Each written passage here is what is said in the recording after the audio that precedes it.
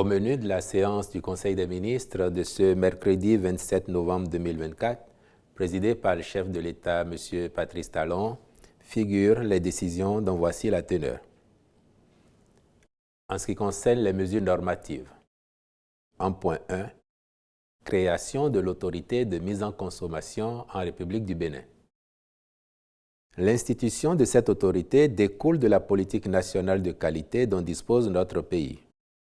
Elle doit s'affirmer comme la structure de référence dans le cadre des transactions commerciales au niveau régional et international en veillant à la protection ainsi qu'à la sécurité des populations par la mise en consommation de produits et services certifiés conformes. Il est à souligner que le mécanisme d'application des règles d'origine de la CEDEAO, sans omettre l'effectivité du marché commun, exige une plus grande fluidité dans les échanges commerciaux.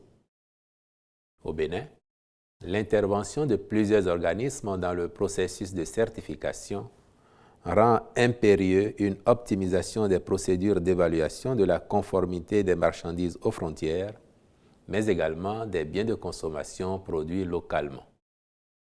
C'est pourquoi le Conseil a marqué son accord pour que l'autorité soit dotée des prérogatives les plus étendues pour prendre en charge le domaine technique de l'évaluation de la conformité des produits alimentaires et non alimentaires importés ou fabriqués localement, mis en consommation dans notre pays, qu'il s'agisse des analyses et essais, des inspections, contrôles ou certifications. En point 2, mise en place de l'autorité de délivrance des actes relatifs à la nationalité. Prévu par la loi numéro 2022-32 portant code de la nationalité en République du Bénin, ces attributions consistent à centraliser et à formaliser les procédures relatives à la nationalité, notamment la délivrance des certificats et documents connexes. Ceci a l'avantage de garantir l'efficacité du service aux citoyens, de réduire les délais de traitement des dossiers, de renforcer la lutte contre la fraude documentaire, les falsifications et déclarations mensongères. À ce titre, l'autorité est chargée, entre autres, de recevoir, examiner et statuer sur les demandes d'attribution, d'acquisition, de conservation, de perte ou de réintégration de la nationalité béninoise. Faire diligenter et suivre les enquêtes et actes de vérification prévus par la loi. Délivrer les actes relatifs à la nationalité béninoise et tenir un registre national aux fins de leur conservation. Traiter les recours exercés contre les décisions de refus de délivrance du certificat de nationalité béninoise et centraliser les décisions de justice rendues en cette matière. Vérifier et authentifier les actes de nationalité produits dans les différentes procédures administratives et judiciaires, lutter contre la fraude et les falsifications en matière de nationalité, fournir des avis techniques et faire des recommandations sur les questions liées à la nationalité. Les ministres concernés par son opérationnalisation sont instruits d'en assurer les diligences requises. Comme autre mesure normative, il a été adopté le décret portant transmission à l'Assemblée nationale pour autorisation de ratification de la Convention des Nations unies sur la protection et l'utilisation des cours d'eau transfrontaliers et des lacs internationaux, dite Convention sur l'eau de 1992. Au chapitre des communications, en point 1, réhabilitation de commissariats d'arrondissement de police et des directions départementales des affaires intérieures. Sont concernés par ces travaux de réfection les commissariats de Kéru, Kouandé, Kopargo, Segbana, Madekali, Komé, Onsahwe, Onli, Cotonou 2e arrondissement, Pomassé, Bembereke, Niki, Ouessé, Kilibor, Igolo et Dangbo, ainsi que les directions départementales des affaires intérieures de l'Atakora, du Borgou, de l'Ouémé et du Zou. L'objectif est d'assurer aux fonctionnaires de police de meilleures conditions de travail dans leur mission de sécurisation des personnes et des biens. En point 2, agrément au Code des investissements. Diverses entreprises sont éligibles au bénéfice des régimes incitatifs du Code pour des projets dont l'impact contribue à renforcer le tissu industriel de notre pays, autant qu'il participe de la création de nombreux emplois. Il s'agit des sociétés ci-après au régime suivant. Régime des investissements spécifiques. Groupe Vivendi Africa SAS pour le déploiement d'un réseau de boucles locales en fibre optique à Bomey-Calavi et Cotonou. Jeune Transafrique SAS en vue de l'exploitation d'une carrière de gravier à Matekpe, commune d'Aplaoué, avec des concasseurs mobiles et divers engins. Spastel Bénin SA, dans le cadre de la modernisation des installations techniques et de remplacement des équipements de télécommunications dans plusieurs localités du Bénin. Régime B. Société béninoise de production de matériaux de construction pour le bâtiment et la route SA, en vue de l'implantation d'une unité de fabrication de matériaux de construction pour le bâtiment et la route à Djeregbé, commune de Semenkoji.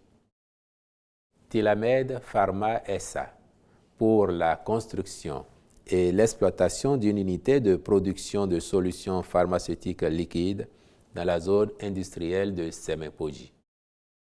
Harvest Field Rice Limited SA, concernant l'implantation et l'exploitation d'une usine moderne de décortiquage de riz à Bodjekali, commune de Malanville.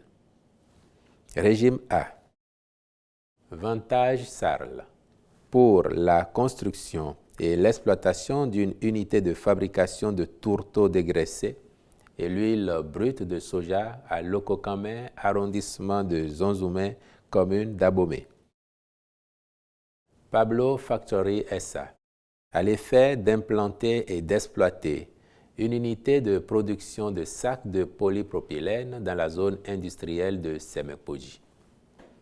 En point 3, contractualisation avec diverses sociétés dans le cadre du projet de construction de la cité financière phase 1. Le dit projet vise à créer une zone financière où seront regroupés les sièges de la plupart des institutions.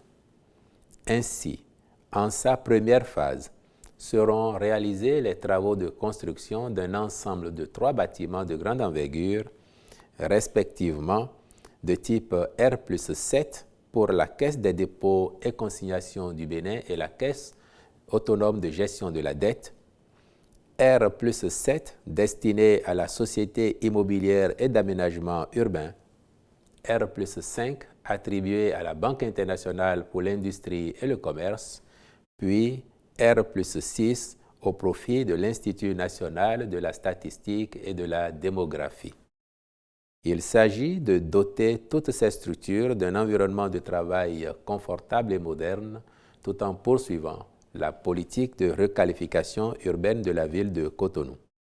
Les ministres concernés accompliront les diligences nécessaires en vue de la signature des contrats avec les entreprises identifiées à l'effet d'exécuter les travaux dans les délais prescrits. En point 4, contractualisation avec divers prestataires dans le cadre du projet de réhabilitation et d'homologation du stade de l'Amitié Général Mathieu Kérékou. En plus des travaux de la phase 1, comprenant principalement la reprise des pelouses du terrain principal et d'entraînement, les points d'attention à traiter dans le cadre de la réhabilitation en vue de l'homologation du stade intègrent l'éclairage de la dite pelouse, la mise en place d'un système de sécurité anti-intrusion et d'une plateforme de billetterie, de même que les travaux de gros œuvres et secondes œuvres d'aménagement intérieur. Le Conseil a donc autorisé la contractualisation avec les prestataires retenus à ces fins.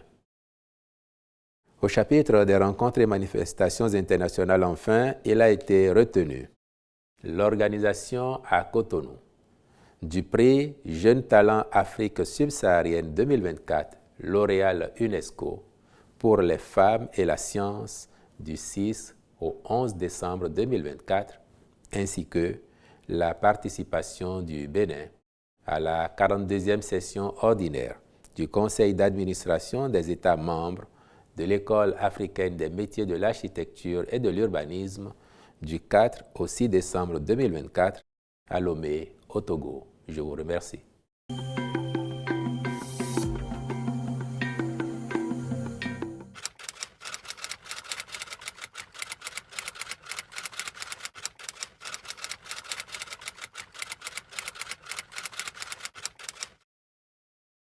Il n'y a aucune confusion. Le gouvernement est différent des partis qui le soutiennent. Le gouvernement est différent des partis politiques. Et la vie quotidienne des partis politiques n'est pas le menu des séances du Conseil des ministres. Le gouvernement s'est dit favorable à la demande